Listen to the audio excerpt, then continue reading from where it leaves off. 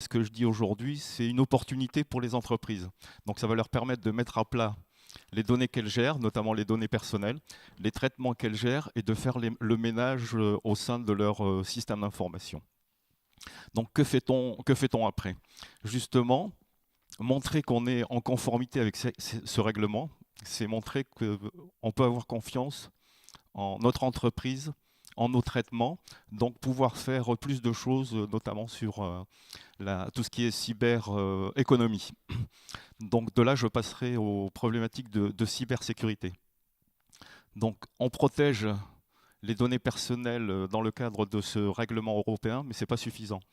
Que faire par rapport à toutes les cyberattaques qui existent? Que faire par rapport aux rançongiciels?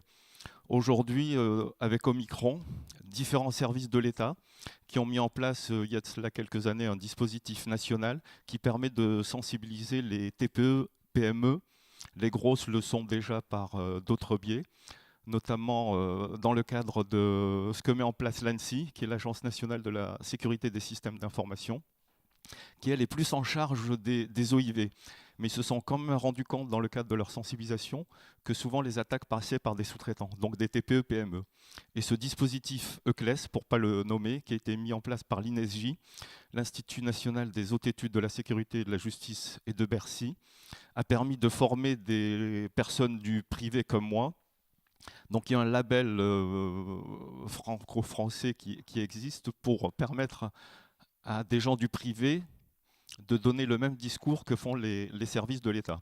À l'époque, c'était la DPSD, aujourd'hui la DRSD, l'ANSSI que j'ai cité tout à l'heure, la DGSI et autres. Donc Omicron, par le biais de ces conférenciers labellisés ECLES, peut permettre d'avoir le même discours par rapport à ces TPE-PME et protéger les entreprises sur ces aspects cybersécurité.